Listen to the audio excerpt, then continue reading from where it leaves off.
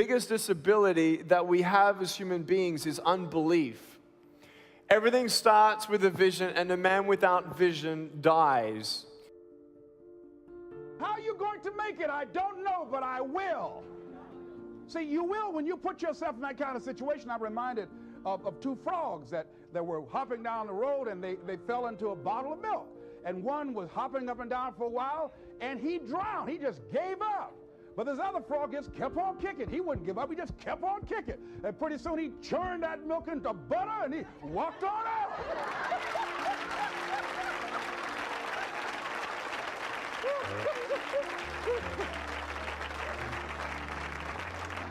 So I'm saying, when life catches you by the neck and blind slap you, whap and knock you down, I said, just keep on kicking, you know. And you can kick on out of those circumstances, whatever they are, not be intimidated by them. Repeat after me, please. I'm going to keep on kicking. I'm going to conquer my fears. I'm never going to give up. Keep shake somebody's hand on your right and left and say, keep on, keep it on. I think I feel fear quite strongly. So it's not as though I just have the absence of fear. I feel it quite strongly. But there are just times when something is important enough, you believe in it enough, that you do it in spite of the fear. People shouldn't think, people shouldn't think, well, I feel fear about this and therefore I shouldn't do it. It's normal to feel fear. Like there'd have to be something mentally wrong if you didn't feel fear. So you just feel it and let the importance of it drive you to do it anyway? Yeah, actually something that can be helpful is fatalism, to some degree. If you just accept the probabilities, then that diminishes fear. When starting SpaceX, I thought the odds of success were less than 10%. And I just accepted that actually probably I would just lose everything. But that maybe would make some progress. If we could just move the ball forward, even if we died, maybe some other company could pick up the baton and keep moving it forward, so that would still do some good. Yeah, same with Tesla. I thought the odds of a car company succeeding were extremely low. The impulse to dream has been slowly beaten out of me through the experience of life. There are some times where you're going to wish that you could rewind and do things all over again. There are times where you just wish you could forget memories, and you try to drown those memories in alcohol or different pleasures, and maybe get distracted by the goals and ambitions of your life and try to put the past behind and move forward. We're all human beings. Please don't get me wrong. I don't wake up every morning with a smile on my face like, hi everybody! I have ups and downs. You see my foot? Ups and downs, ups and downs. The first thing I want you to take away from today is this: you will have good days and you'll have bad days, but you will always learn something more or something new, and you will learn more overall on bad days than good days. You will learn more about yourself, you'll learn more about relationships, you'll learn about life and principles, and it'll build your character. If you're a person who wants to, let's say, improve on your character of patience, let's say, don't complain when you're waiting in a line. You ain't going to grow in patience until you're put in a place to wait. It's like you go into a gym and, you walk in through the front doors and, you tell your wife or your husband, I'm going to the gym. You go into the gym and you come in 3 feet and you do a U-turn and you ride out, I went to the gym. Ain't gonna do nothing. You gotta go in there, and what are you gonna do? You gotta pick up the weights, and you exercise the muscles that you wanna build. I stand before you without arms and legs, but a very strong man because of the bad days in my life. You know how it is. If you didn't go what you've gone through, you wouldn't be who you are today. And most people, ladies and gentlemen, have stopped living their dreams because of the lessons they've learned from life or things they've picked up, because we've only been born with two fears: the fear of a loud sound or the fear of falling. And all the other fears are fears we learn, fears we pick up. Whatever you're scared of, your life, the value you brought to the planet, far more important. whatever you're afraid of. You're stronger. So as we begin to look toward the future and look at what will it take for us to break through those fears, one, acknowledging the fear, knowing it's all right, some fear is healthy. Beginning to know that your dreams, your passions, your drive to achieve whatever it is you want, as it has more power and meaning, it will move you past your fears. As you begin to feel that you deserve it, your passion and goal is so strong, the fears won't matter. As you begin to trust yourself and put yourself in the situation where you have to make it happen, you will make it happen. Ladies and gentlemen, I don't believe this. I know this from my own life experience. I know that you've got greatness within you. I know that you have unlimited potential in you.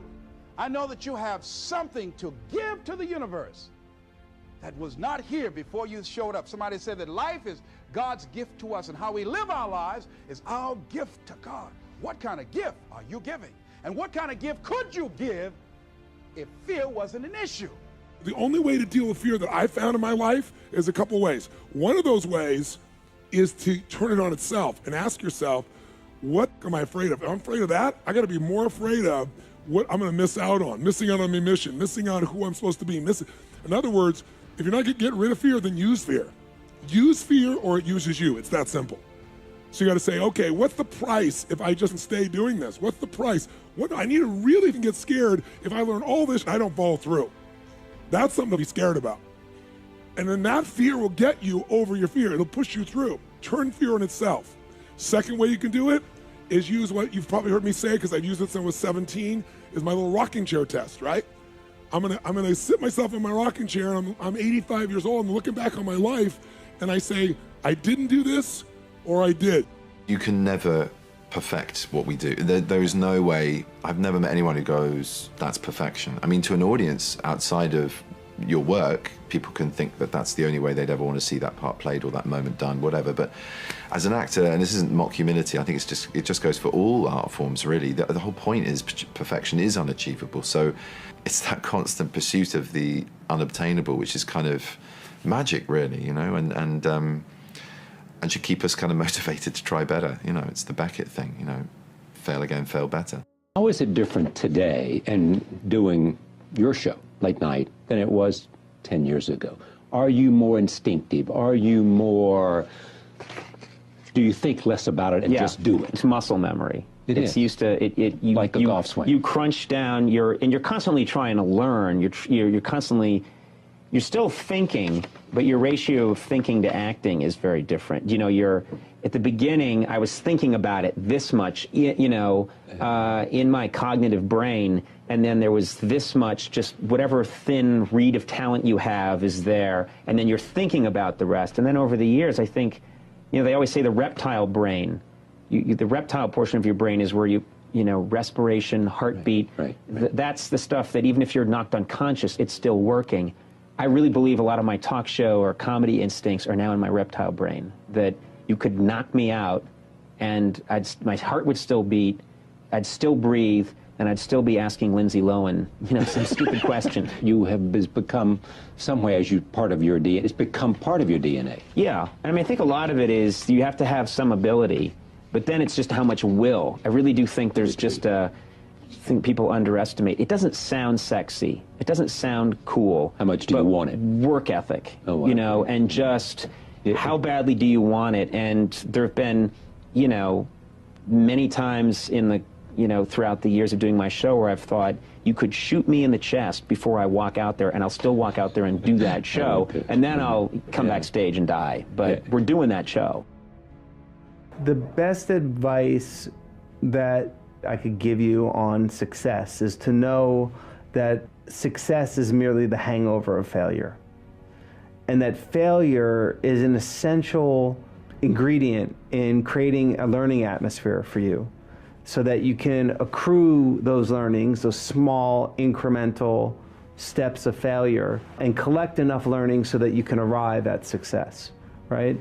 I think we're taught in the system that failure is something that you should be ashamed of.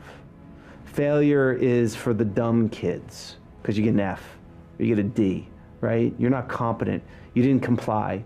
You didn't create the evidence of your worthiness. And I could tell you, as someone who's successful, right, both financially and from a wealth creation point of view, but more importantly, a wealth that matters, that success doesn't look like an A+. It doesn't look like 110 in extra credit.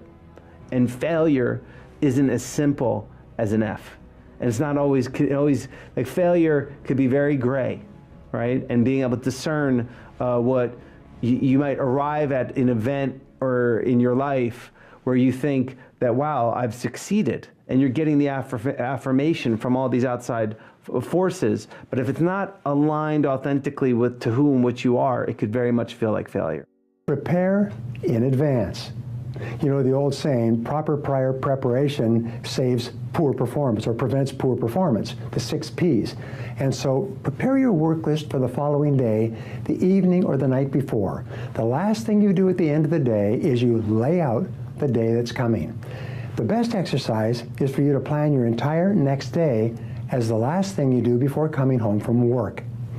When you plan your day the night before, your subconscious mind then goes to work on your plans and goals while you're asleep. Very often you'll wake up in the morning with ideas and insights that apply to the work of the day. Now, a major benefit of preparing your daily list the night before is that this exercise lets you sleep more soundly. A major reason for insomnia is people lying awake trying not to forget to remember everything that they have to do the following day. But once you've written down everything that you have to do on the list, it clears your mind and enables you to sleep deeply. This will help you increase your productivity throughout the whole next day of work because you'll be more relaxed and more refreshed. Performing under pressure, whether it's me or anybody else, is the same. You know, I have the same pressures as anyone else. There's time, there's performance, there's financial. I mean, there's deadlines. My pressures are not unique. The situations may be different, or but everybody has the same kinds of pressures. But what I found, or what I find fascinating, is the interpretation of the stimuli. Let me explain. So I was watching the Olympics, this last Summer Olympics, and I was amazed at how bad the questions were that the reporters would ask all the athletes. And almost always, they asked the same question, whether they were about to compete or after they competed. Were you nervous, right? And to a T, all the athletes went, no, right? And what I realized is it's not that they're not nervous, it's their interpretation of what's happening in their bodies. I mean, what happens when you're nervous, right? Your heart rate starts to go, you sort of get a little tense, you get a little sweaty, right? You have expectation of what's coming, and we interpret that as, I'm nervous. Now, what's the interpretation of excited? Your heart rate starts to go, you're anticipating what's coming, right? You get a little sort of like tense. It's all the same thing. It's the same stimuli, except these athletes, these Olympic quality athletes, have learned to interpret the stimuli that the rest of us would say is nervous as excited. They all say the same thing. No, I'm not nervous. I'm excited.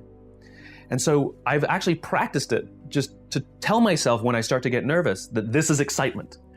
Yeah. And so I used to speak in front of a large audience, and somebody would say, how do you feel? I used to say, a little nervous. Now when somebody says, how do you feel? I'm like, really excited, actually. And it came from just sort of telling myself, no, this is excitement. And it becomes a little bit automatic later on.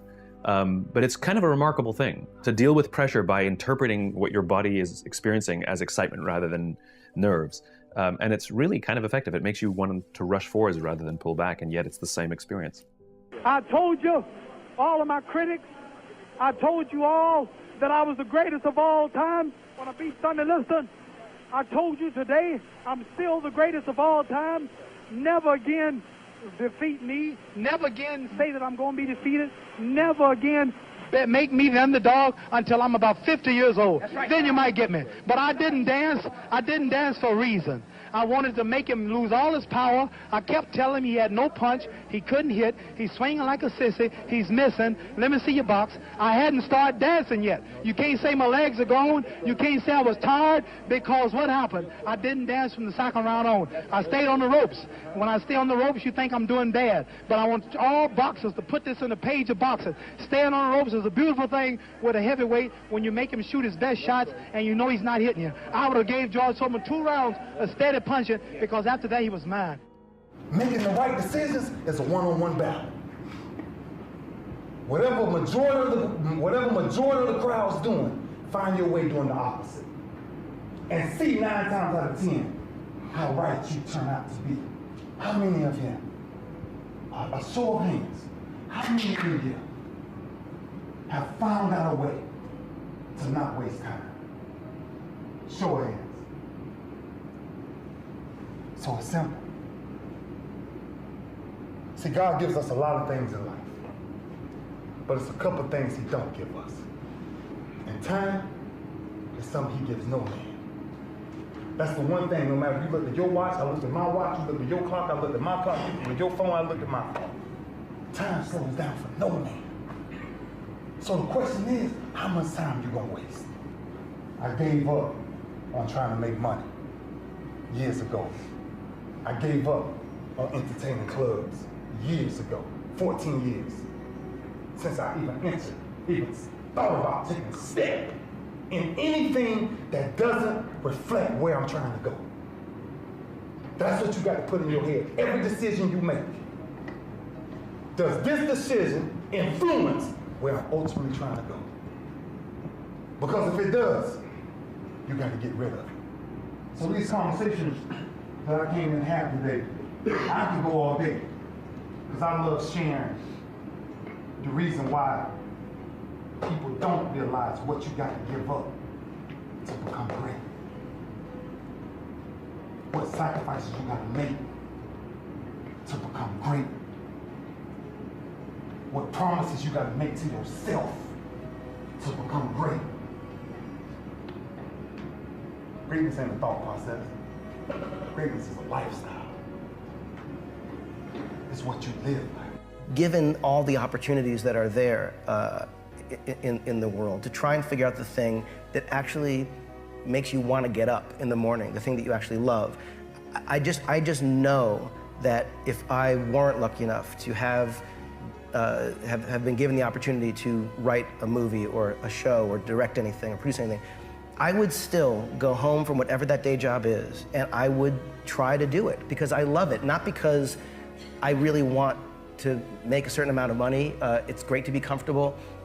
It can be dangerous to be comfortable, but it's great to be comfortable. But I just feel like if you can figure out the thing that makes you tick, find that thing. And the other thing I would say, I guess, is a lot of young people, I find, are under such pressure. There's a kind of sense of it's all or nothing, which I think is really unfair, meaning, I don't know if it's the media and the way things are presented, or if it's because there's so much success that is celebrated in society, but there is a sense I've heard enough that I feel like I haven't thought of this till now, that it is a kind of theme, that young people feel like if they don't know what they're born to do, that they're somehow broken. And I think that it needs to be looked at differently, which is that it means if you don't know that thing, it means that every door is the possibility. That's a beautiful thing. So I just feel like I would say don't stress yourself out. You know, the only reason I could deal with the pressure on Star Wars is because I loved making that movie. And if it didn't work, of course I would have been crushed, but I wasn't doing it because it was a job. And if you can find that thing and deal with the pressure of maybe not making the amount of money that you would like to yet, or not getting to the company you'd like to yet, or not having success with your startup yet, these are all things that I think you can swallow if the thing you're doing speaks to you. And I have stage fright, you know, and I never confronted the risk. Or when I did confront, I mean, Belgium, you know, 2000, year 2000, that was, you have no idea what it took them to get me to do it. No. I had a thousand excuses why not to do it. And then finally I did it, and it was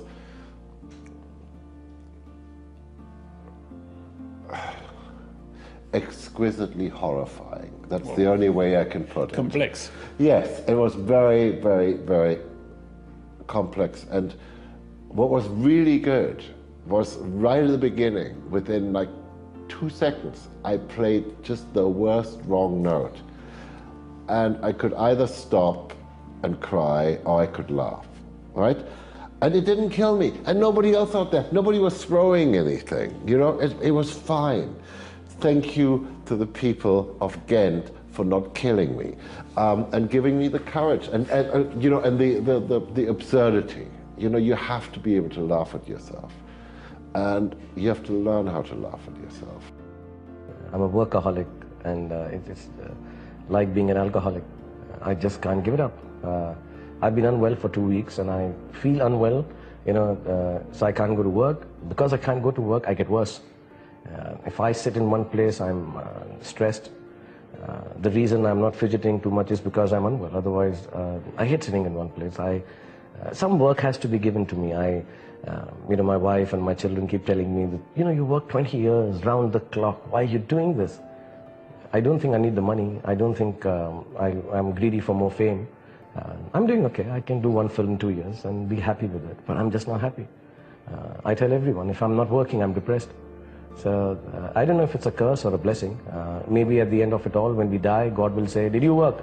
I say, yes, a lot. Oh, damn, you go to hell because I didn't want anyone to work. Or it would be, oh, you worked.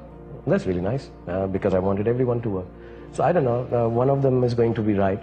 But I just keep working. I think I have this fear that you have very few days in life, and you need to cram it up with a lot of things. You need to fit it with so many things in it that you don't have space for life. It should be like that. When I'm not working, I get lonely, I get depressed, I get sad. I don't drink, I'm not a philosopher, I'm not a poet, that I like loneliness. I hate being alone. And I hate being with people at times. I'm unsocial. I'm very odd with people. So what happens is I have replaced people with work in my life. Because when I'm working, I'm with a lot of people. And there are people I can interact with because somewhere there is a wall that I'm not interacting with them socially. I'm interacting them through this common goal, that is the work. So I can discuss with her or discuss with him. And we are friends for that moment. Many of my filmmaking colleagues complain that after the film is over, you don't talk to us.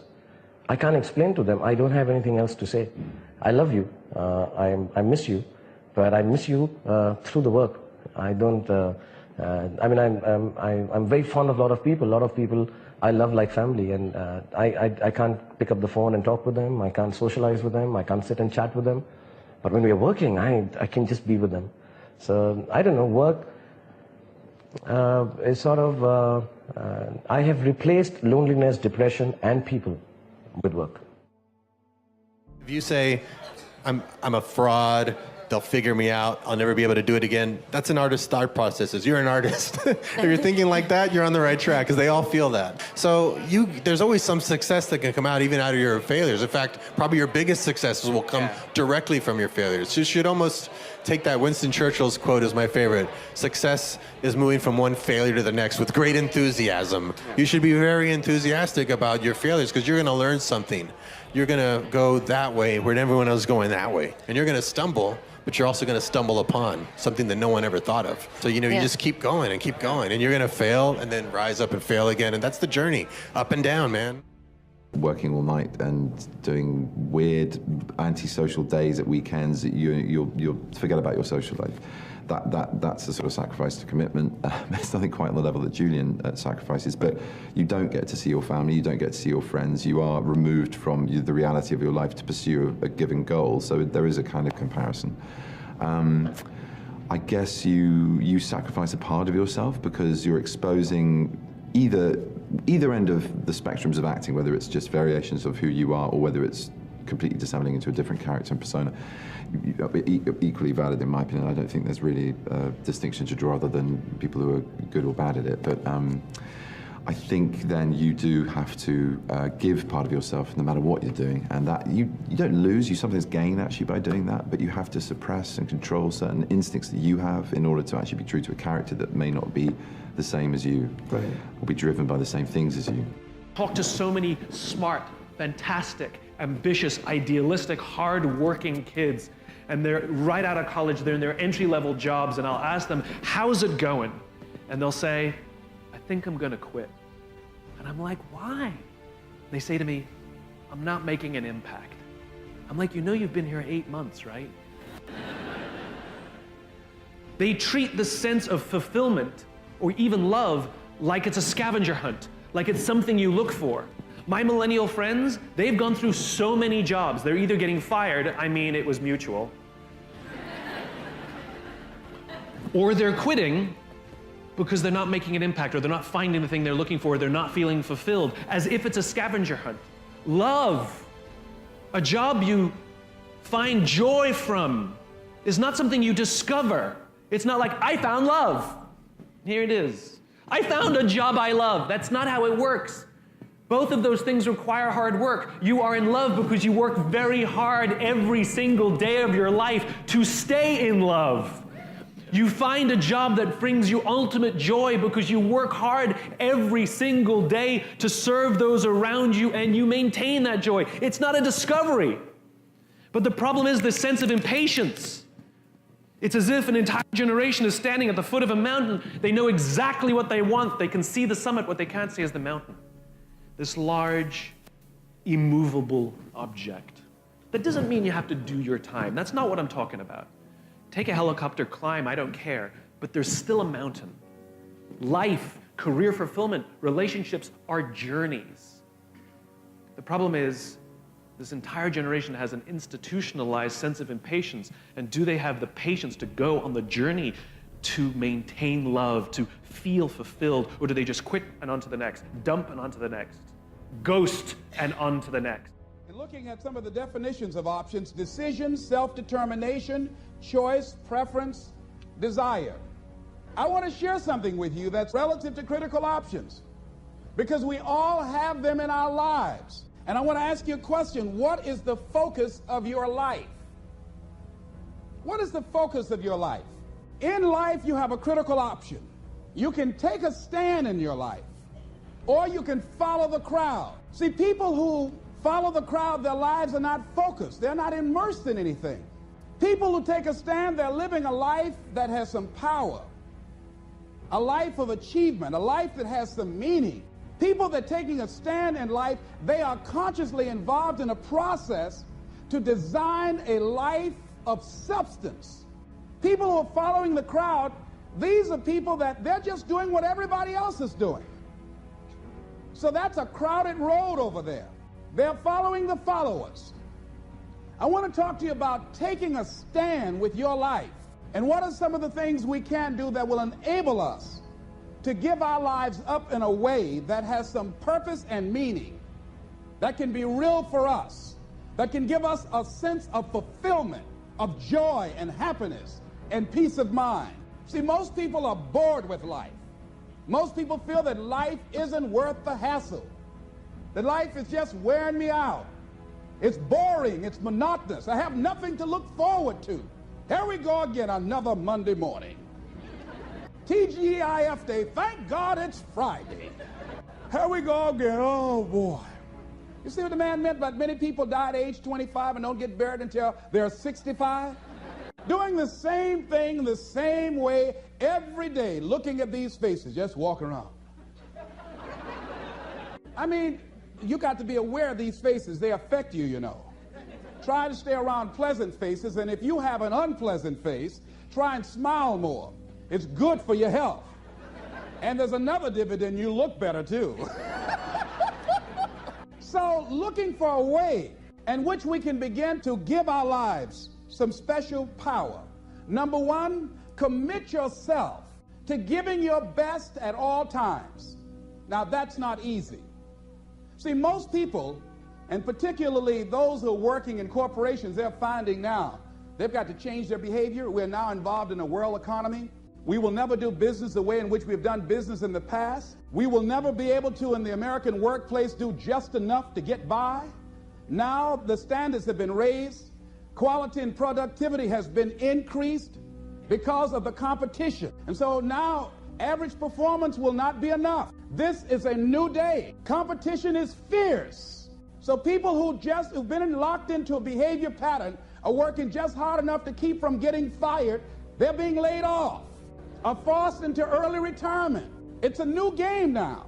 So now more than ever, it's about increased productivity. Now more than ever, it's about superior quality service.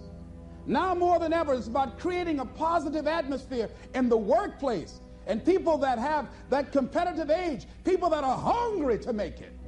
See, you got to be hungry now. You can't just casually walk around, well, I'll get to it later on. Oh, no, this is a new day right now. Committing yourself to give your best at all times, regardless of the competition to do otherwise, or the influences of negative people that will tell you, hey, look here, don't push yourself too much. Now's the time to push yourself, to always get in the habit of giving the best that you have to share. You really can't plan a fight when you're meeting a man you've never met before, right? You just have to get your tools ready. Here's a car stops on the highway. They call the AAA or whatever and say, my car's broke down. What it is, the lady, she don't know it's broke. Well, the man comes with all the tools, and he come equipped to handle whatever the problem is. An astronaut goes into space, and he pretends that something happens to the ship before he take off. He gets out and he works on it. He's not looking for something to happen, but it might happen. So I didn't know. I just had everything ready. Now, after the first round, being here with a top professional, a man so great, had so many knockouts, never been defeated, never been even scratched, I didn't know really how good he was. So I had to come in, actually a little nervous, and with everything ready. After one round of dancing, I found out that this would tire me out. So I would have to resort to ropes. I figured that out after the first round. So I said, I'm going to go to these ropes, and I'm going to let this man throw everything he can, let him tire himself out. He might look like he's winning, and if he don't hurt me, I'm going to stay here. But if he should be as great as they say he is, if he hits as hard as they say he hit, when he hits you and breaks your arm, he knocked out Joe Frazier, I couldn't do it, knocked out Ken Norton. He was a big, bad giant before the fight, you remember. Now, you remember that, don't you? Yeah, I do. How bad he was? They don't say that now, but you remember he was a real bad cat the other day, right? Don't forget that. Now, after I found out he didn't have it, I stayed there. But if he had had what I thought he had or what they said he had, I'd have kept running, hoping I wouldn't get tired. How many times have you had somebody say to you, hey, have you got a minute, Bob? Have you got a minute? They don't want a minute. I want you to think about that. I read a poem one time. I said, I have only just a minute, only 60 seconds in it. It was forced upon me. I can't refuse it. I didn't seek it and I didn't choose it, but it's up to me to use it. I must suffer if I lose it, give account if I abuse it. It's only a tiny little minute, but eternity is in it. Well, at any rate, I thought I'm going to put this on a video and I'm just going to share it with everybody. Just this one little part out of the seminar I'm making. I want you to look at this sand timer and I want you to think about your life. The sand in the top of the glass represents the future. The sand in the bottom of the glass represents the past. Now, do you know, we know what's in the past, and yet we can't do anything about it. Do you know what the trick is? You don't know how much sand's in the top of the glass. You may think you have a lot. You might only have a little. Then again, you may think you have a little, and you might have a lot. When I was a little boy, I was raised by my grandmother. And I don't know, when I was a little gaffer, she was probably 60, but as long as I can remember, Grandma would say, I'll soon be gone, dear, I'll soon be gone. Well, you know, we loved her. She was really an angel of God, but we thought she was never going to go. She lived to be 94 for 30-some years. I'll soon be gone. She didn't think she had much time left. She had 34 years left. Now, about the same time, I had a buddy of mine, Bob Yates. He was just 16. And bang, he ran into the abutment of a bridge and his life was snuffed out. If you had asked him a half hour before how much sand he had left, he would have said at least a half a century. He didn't have a half an hour. See, the trick is we don't know how much sand we have left. The future, we don't know. The past, it's gone. Now, the only thing you can deal with is what's right here, right now. And if you look, the sand is always moving. Now, think of this. You see, I was working on that, and then I was working on a graph I've got here on my computer, and I'm thinking of the time somebody said, hey, have you got a minute? Well, they don't really want a minute. Do you know if you're earning $50,000 a year, a minute's 42 cents? A half hour is $12.50. If we take that ahead a bit, if you're earning $80,000 a year, a minute's 67 cents. Half hour is $20. If you're earning $150,000 a year, you got a minute? It costs you $1.25 a minute. A half hour is $37.50. So you see, if somebody said, you want to stop for a cup of coffee? Well, if you're earning $250,000 a year, a minute is $2.08. Half hour is $62.50. And then, of course, you got the coffee to pay for on top of that. So you see, the point is this. This is all we've got right here, right now. We don't know how much we have left in the future, but we do know what we've got now. And I have found the people that win are the people who make up their mind. They're not going to waste the minutes. They're going to be productive. They're going to make it happen every minute. At 18, I was really fortunate when I met a monk. And this monk was invited to speak. And I kind of just went because one of my friends forced me to. At that time, I was listening to CEOs and entrepreneurs and business people and marketers who I thought that's what I was aspiring to be like. And then I hear this monk. And he captivated me like no one had ever captivated me before. It was like staring at the most beautiful woman on the planet. You know, I was completely fixated on him and his message. See, we live in echo chambers. We're just surrounded by the same thinking. How often do you bump into a monk? You know, it just doesn't happen. No one has a dinner party and goes, oh yeah, we just invited the monk, you know, from town, like the local monk. Like no one ever does that. And so we meet people who are just like us most of the time. And we talk about this in business all the time. If you want to be a billionaire, spend time with billionaires. If you want to be a millionaire, spend time with millionaires. If you want to be a tech startup, spend time with, you know, that's the common rhetoric that we hear all the time. But what if you want to find purpose and master the mind? There's no one better than a monk who's mastered the mind. So for me, the first step is just opening yourself up to new experiences and new role models. Because most of us can't see ourselves in people, so then we try and fit ourselves into the boxes that we do see. And I mean, there's this beautiful quote that I've been saying it everywhere, and I wish I wrote it, but I didn't. So it's by a philosopher and writer named Cooley. And he said that today, I'm not what I think I am. I'm not what you think I am. I am what I think you think I am. Right? And just let that blow your mind for a moment. It's so powerful. I'm not what I think I am. I'm not what you think I am. I am what I think you think I am. So we live in this perception of a perception of ourselves. Hence, my identity is made by what my parents think I should be. My identity is made up by what my college or university thinks I should achieve. While you're living in that bubble and that echo chamber, getting to what you really want to do is impossible because maybe that just doesn't fit. And I think so many people feel that way today, that they don't fit into the current education system. They don't fit with the 3 or 4 or 5 careers that you're taught exist. So that process of self-excavation and actualization first requires being exposed. You can't be what you can't see. If I never saw a monk, I would never have wanted to be a monk. If I never meet a billionaire, I wouldn't want to be one because I wouldn't know what that feels like. I don't know what it looks like. I don't know what it takes. And I think that's the biggest challenge of our society, that we're not exposed. So that's the first step, being exposed to unique experiences and role models. Second step is finding that experience or role model that you're passionate about, and exactly like you said, taking it seriously. Shadow them, network with them, spend time with them, observe them, even from afar. It takes that observation, being addicted to observing that person's lifestyle. And then the third step is going yes or no. Does that work for me? Not everyone who's going to go off and become a monk is going to feel like the way I did, and that's cool. But not everyone is going to go and follow and shadow a billionaire and go, that's exactly the lifestyle I want. They may want the result, but do they want the hard work that goes with it? And so for me, that's the third step. It's observing, focusing, shadowing, getting as close to the process of that individual, and then going yes or no. Do I want that process? Not do I want the result? Everyone wants to be that monk who's fully enlightened, you know, can walk through, has an incredible aura that people just gravitate towards. But when you realize he has to wake up at 2 a.m. every day and sleeps about 4 to 6 hours, you're like, you know, I don't want to do it. that doesn't sound like me.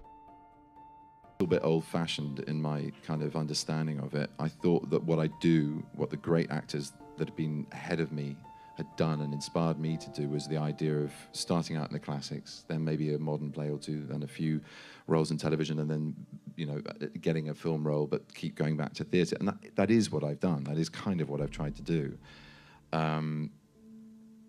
the unhappy accident of that play being such a huge success was it came at a point where I thought, Christ, I've actually got some momentum in a medium where it's much more of a closed door. There's a very little long-term memory. It's much more immediate. Your currency's something you really have to kind of work on in film.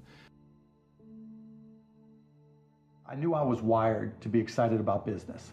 How or why, I don't know, but you know, and there's certain guys that have the genetics to jump out of the gym, right? There's certain guys, you know, that, you know, when they golf, they have the muscle memory and the discipline.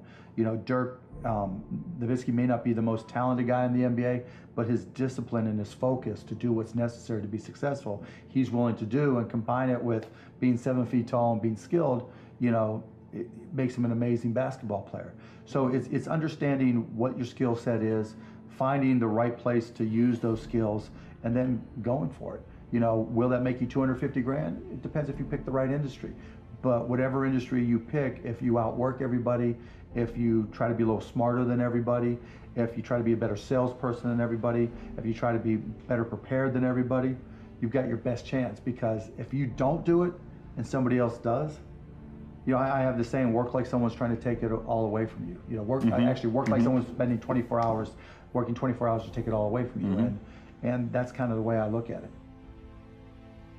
I was really lucky to have just had a few breaks, obviously with Sherlock, but also with Tinker Tailor, also with Frankenstein, and being cast in Warhorse. And that all came at the same kind of point where we were supposed to be coming here to do this Broadway production of After the Dance, which might still happen, might be a film, we don't know. There might be some life left in it. It was a wonderful experience in London.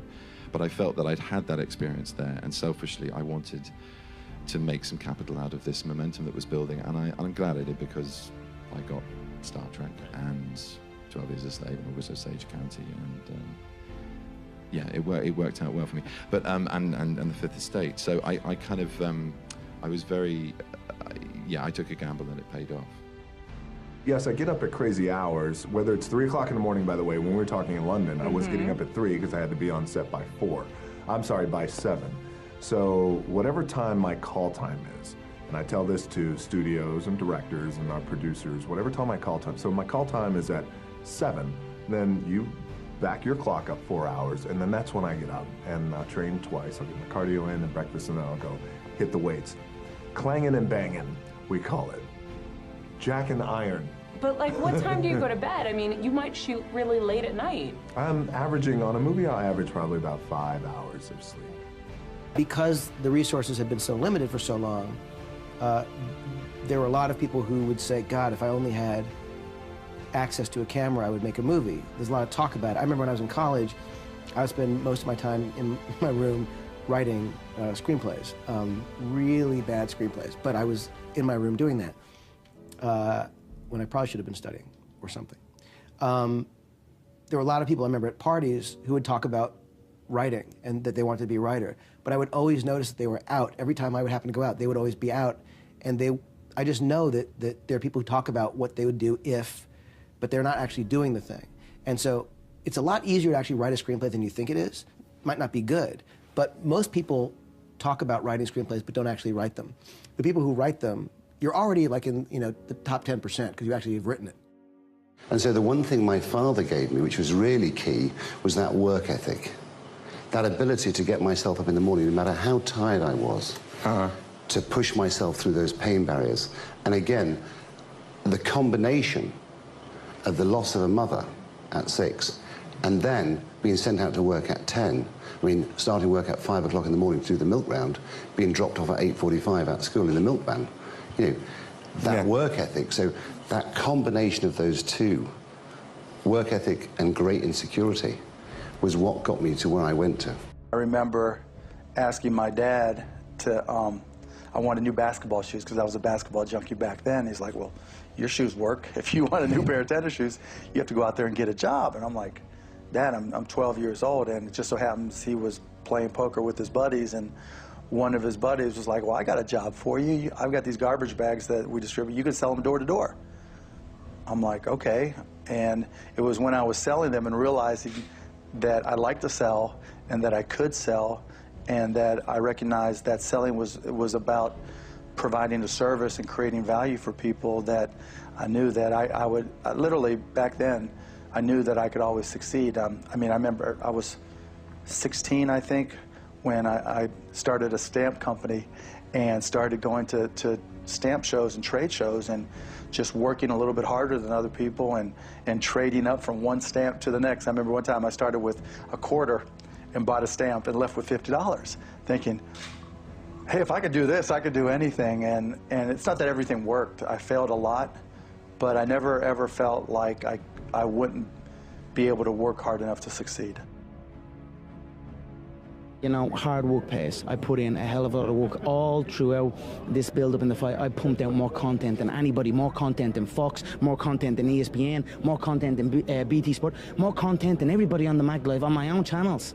You know what I mean? I'm a workhorse from all angles, not just in the gym. But I'm building this media empire now myself, and we pumped out the content. I'm very proud of how it went. We consistently, daily movies I was releasing, you know, from like a month ago, every single day. You know what I mean? Nobody's doing that. So I'm very proud of it, and I'm very, like, the work pays, hard work pays, and I put in the work, and that's why I'm sitting at the top. I put it all on the line. I show up, I perform, and I get the results from that. People say, I'm working on this thing, but I don't know if anyone's going to like it. It feels sort of like this boring thing that I love, you know, and it's amazing how often that boring thing that you love becomes a sensation. And I think the key is to do that. Once you start working on something saying, oh, they'll like this will be cool for them. I mean, literally, we were working on this book, you know, and we were like, this is insane. And it's never gonna, you know, happen, and we'll see. And, you know, to approach something with a kind of excitement that is shared in this weird way where you just know it makes you happy. And then to see it on the, you know, New York Times bestseller list, we're like, oh my God, like that's nuts. We never would have dreamed it. It's really a result of, you know, having an idea that stayed with me and that I loved, but that Lindsay felt like, oh, this could be something. Finding Doug, who took it and said, oh my God, what about this? And it was like at each stage we were sort of, you know, just turned on by what it could be, but never thinking, oh, this is gonna work really well. Because actually we were thinking, oh my God, no publisher's ever gonna be able to pull this off, you know, which Little Brown and Mulholland Books totally did. You know, and even if they do, who's gonna want it? And it's been nice to have it received warmly, and very unexpected, frankly. But the answer is just to work on things that you actually care about wherever you can, and to not try and think too hard about what it's gonna be like when it goes out into the cold, hard reality of the world. I realized that to have the level of success that I want to have, it's difficult to spread it out and do multiple things. You know, it's in order to be world class, and I've made a decision. I want to be world class, and it takes such a desperate, obsessive focus to excel on the level that I want to make movies. You know, I was Star Wars when I was young. I sat in the movie theater and watched Star Wars, and I just couldn't believe that that movie made me feel like that, just floored and just stunned by the creativity. And I'm realizing that in order to move people in that way, in order to touch people in that way, you really got to focus with all of your fiber and all of your heart and all of your creativity. Making the right decisions is a one-on-one battle. Whatever majority of the crowd's doing, find your way doing the opposite. And see 9 times out of 10 how right you turn out to be. How many of you? A show of hands. How many of you have found out a way to not waste time? Show of hands. So it's simple. See, God gives us a lot of things in life, but it's a couple things He don't give us. And time is something He gives no man. That's the one thing, no matter if you look at your watch, I looked at my watch, you look at your clock, I looked at my clock, you look at your phone, I looked at my phone. Time slows down for no man. So the question is, how much time you gonna waste? I gave up on trying to make money years ago. I gave up on entertaining clubs years ago, 14 years, since I even thought about taking a step in anything that doesn't reflect where I'm trying to go. That's what you got to put in your head. Every decision you make. Does this decision influence where I'm ultimately trying to go? Because if it does, you got to get rid of it. So these conversations that I came in to have today, I could go all day. Because I love sharing the reason why people don't realize what you got to give up to become great. What sacrifices you got to make to become great. What promises you got to make to yourself to become great. Greatness ain't a thought process. Greatness is a lifestyle. It's what you live by.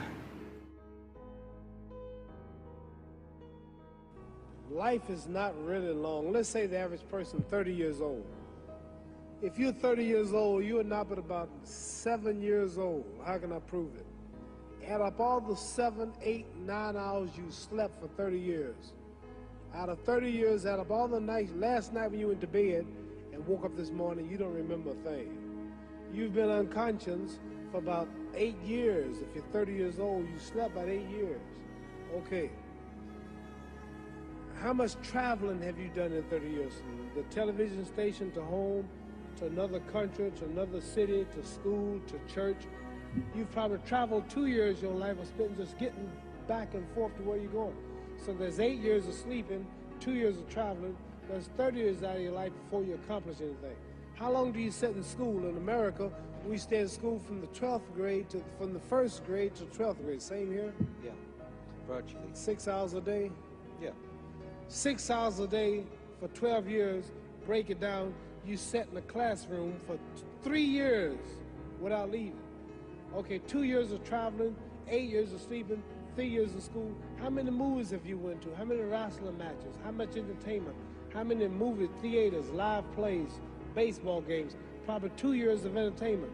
So by the time a man, you older people know him, bear with us what I'm saying, by the time you have children, by the time you have made a way for your children, by the time you've paid for your home, you're pushing 60 years old.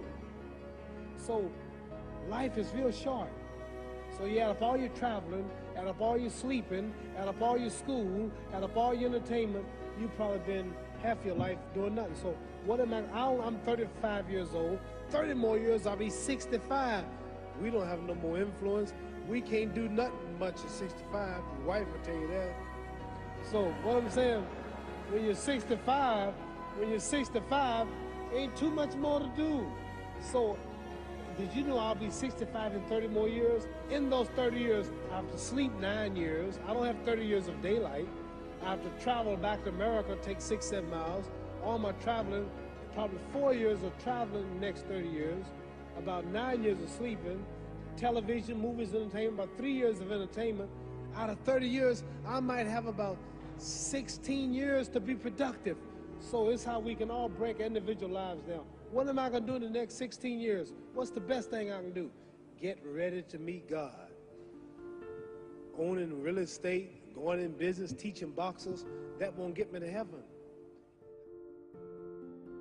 I'm always looking for new ways to explain the power of the 5-second rule and the power of 5-second decisions. And I read something that Tim Ferriss said that really resonated with me. And he had this one line buried in a podcast somewhere that just jumped out, and it's stuck. And what he said is, he said something about how there's a gap between the world and the things that trigger you and your response. And your entire life is that gap. When you start to, this is not what he said, I kind of identified this gap, and I, of course, intrinsically was like, well, absolutely, that's the 5-second window between instinct or stimulus and your reaction. And when you start to understand that your whole life plays out in this 5-second gap, and that there's a gap that's 5 seconds long between fear and courage, and there's a gap that's 5 seconds long between self-doubt and confidence, that is your life. And what's super cool about understanding that your whole life is inside this gap is it's so small, everybody, that you have the ability to control it. Life's always gonna throw triggers at you. And there will always be all kinds of cool things that inspire you, your wisdom. And you get to choose what happens in that gap. Do you succumb to an excuse, or do you push yourself forward? When you start to speak up in business, you'll be shocked at how you start to speak up in your relationships. When you start to make hard phone calls, whether it's in a selling situation, you'll be surprised at how you'll start to close the gap and have hard conversations in your personal life. And so that gap is everywhere, and it's the same everywhere. And when you start to go to work in controlling how you live in that gap between stimulus or idea and your response, that's where the magic is. It's Jocko Willink, you mentioned, retired Navy SEAL commander, used to be in charge of all West Coast training for the SEAL teams, which is intense. Highly, highly decorated. Whether it's Jocko saying discipline equals freedom, or you look at, say, some of the writers or musicians or directors or others in the book, across pretty much all of them, you find that they find freedom in constraints. So what does that mean? Sounds kind of weird. Also sounds very, it sounds like an oxymoron, right?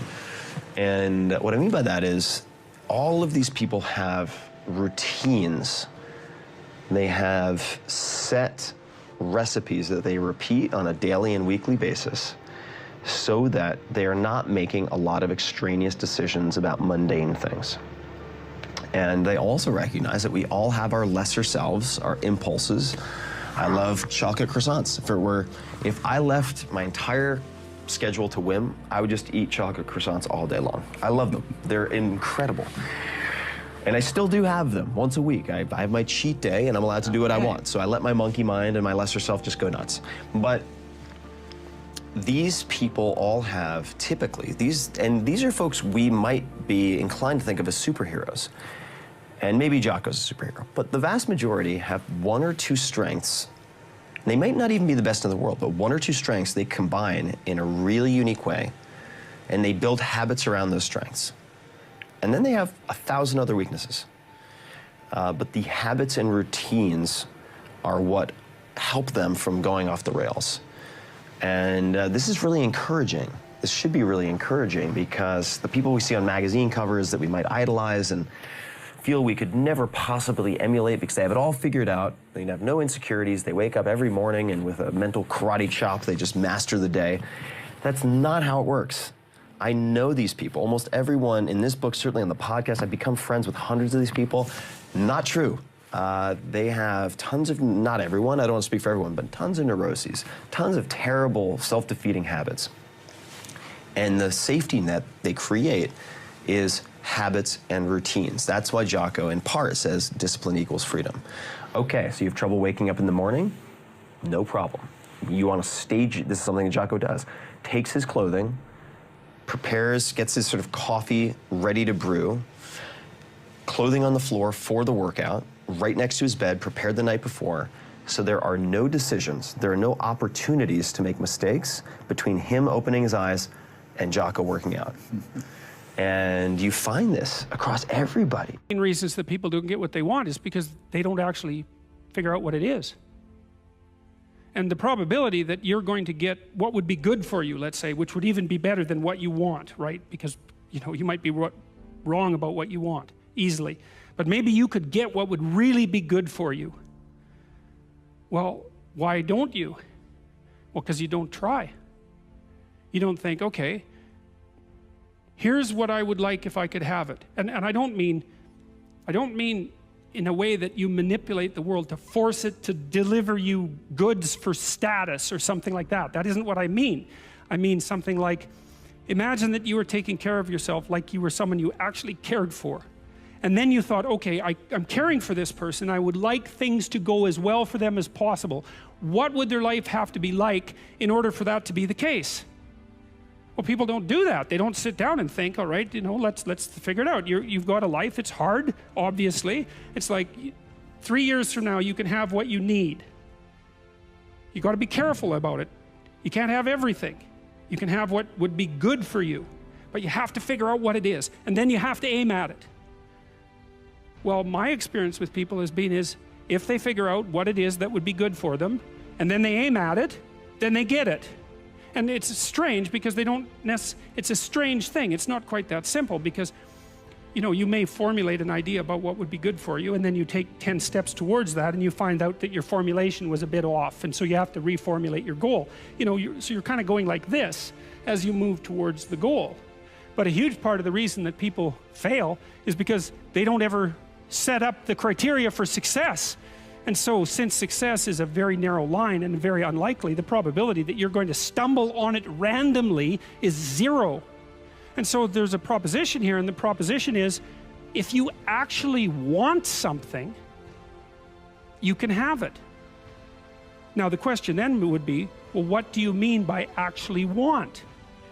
And the answer is that you reorient your life in every possible way to make the probability that that will occur as certain as possible. And that's a sacrificial idea, right? It's like, you don't get everything. Obviously. But maybe you can have what you need. And maybe all you have to do to get it is ask. But the asking isn't a whim or today's wish. It's like, you have to be deadly serious about it. You have to think, okay, like, I'm taking stock of myself. And if I was going to live properly in the world and I was going to set myself up such that being would justify itself in my estimation, and I don't mean as a harsh judge, exactly what is it that I would aim at? Sit on your bed one day and ask yourself, what remarkably stupid things am I doing on a regular basis to absolutely screw up my life? And if you actually ask that question, but you have to want to know the answer, right? Because that's actually what asking the question means. It doesn't mean just mouthing the words. It means you have to decide that you want to know. You'll figure that's out so fast it'll make your hair curl. But I guess any film is not really easy. I mean, I would think. But I think you're driven by something that's like an obsession, I would think. And before you realize it, you have your eye through the eyepiece and you say, we're crazy. How the hell do we ever think we're going to do this? This is madness. But you keep going. You keep going. And I never really thought otherwise. I actually thought people wanted to see that kind of film. And the industry changed. I started making Mean Streets was 73, so, you know, Taxi Driver and Raging Bull in New York, particularly, and Last Waltz. And that Last Waltz was somewhat of a different story. But I actually had no... I really was surprised that there would be resistance to, like, Taxi Driver, for example. It was very difficult to get made. And certainly Last Temptation of Christ, I understood there would have been some controversy, but usually from certain areas, not necessarily what happened at the time. So we just go ahead and then, you know, eventually there's some studio people, and in the case of Taxi Driver, it was a combination of De Niro and myself. He had just done Godfather 2. Mean Streets, when I did Mean Streets, I brought the answer print up to show Francis Coppola in San Francisco, and he hired De Niro for Godfather 2 based on that. That led to Taxi Driver, and then Raging Bull was a project of De Niro's, really. So there's this notion in the Old Testament that morality is following a sequence of prohibitions. There's a bunch of bad things you shouldn't do, and then basically you're good enough.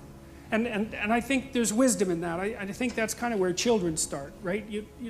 I mean, I love children and all that, but they're crazy little creatures, and they need to be, you know, civilized. And partly what you do is you lay prohibitions on them, and mostly what you're trying to do is lay prohibitions on them for the behaviors that, if they manifested, would make their life miserable. So this is why this thing that I've said to people has become this crazy internet meme, but that's to clean up your room, and which is a lot better and more useful than people think. It's a lot harder too, but the first thing you do, I think, and I learned this in part from Solzhenitsyn when he was trying to iron out his soul when he was in the Gulag, because he was trying to figure out how he got there, how he contributed to how he got there. You know, not Stalin and Hitler, even though they were kind of to blame, you know, but there wasn't much he could do about that. I think what you have to do, and this is part of humility, is you have to look around you within your sphere of influence, like the direct sphere of influence, and fix the things that announce themselves as in need of repair. And those are often small things, you know, and they can be like your room. Put it in order, because the thing is, it isn't exactly so important that your room is in order, although it is. What's important is that you learn how to distinguish between chaos and order, and to be able to act in a manner that produces order. And I think you can do something as simple as just sit on your bed and think, okay, there's probably like 5 things I could do today so that tomorrow morning is slightly better than this morning was, at least I'm not falling behind. And those will usually be, it's like having to eat a toad in the morning, right? It's like, it's not going to be something you want to do. There'll be things you're trying to avoid. They're snakes, essentially. But if you ask yourself, like you're asking someone, which I think is a form of prayer, if you ask yourself, instead of telling yourself, you know, what is it that I could do to set things more right today that I would actually do? It's usually some small thing because you're not that disciplined, you know. Then you can go do it. And then you put the world together a little more when you do that. And that spreads out. But you also construct yourself into something that's better able to call order forth from chaos. And that makes you just incrementally stronger. And then the next day, you can maybe take on a slightly larger task. And like, you get the benefit of compound interest if you do that. It's a tremendously powerful technique. And I think if you do that, at some point, instead of just having to fix things up that are not good, you'll start to get a glimmer of the positive things that you could do, you know, the positive things that you could do that would actually constitute a vision. And that's what I would recommend. What you do, people will recognize that. I really believe it. I really believe that going out and playing good songs live as a great live band will make you successful. I really think it will. And it doesn't matter if you're at the hold down the street or you're on the side stage at Bonnaroo or you're headlining Lollapalooza. If you're a great band with great songs, people will notice it. That's it. That's all it is. It's that simple.